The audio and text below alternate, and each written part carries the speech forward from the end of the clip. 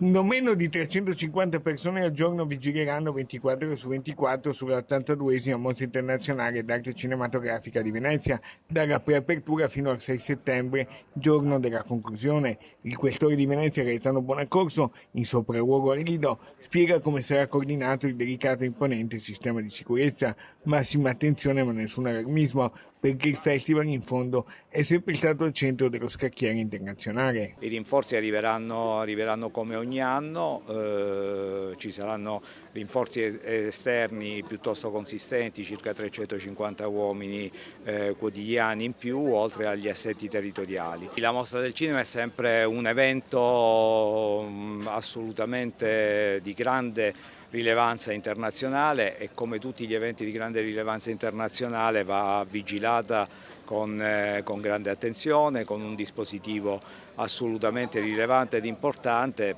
perché è un grande palcoscenico e nei grandi palcoscenici ci possono essere iniziative sia estemporanee sia iniziative organizzate legate a manifestazioni di protesta. Ecco perché non è stata decretata la zona rossa. In realtà la Mostra del Cinema ha una sua cornice di sicurezza che è ancora più elevata rispetto all'ordinaria zona rossa, una cornice di sicurezza come è noto con una previsione di varchi e di delimitazione dell'area di massima sicurezza. È un sistema già articolato e complesso che prevede già di per sé una cornice di sicurezza piuttosto elevata. Prevedere una zona rossa vorrebbe dire prevedere qualcosa di meno rispetto a quello che è già sperimentato da anni. Intanto il parroco di Marghera, Donaldino Capoviga, è stato invitato in sala d'Arsena alla cerimonia di preapertura dal presidente della Biennale Pietrangelo Buttafuoco a tenere un suo intervento sulla situazione di Gaza e sabato ci sarà,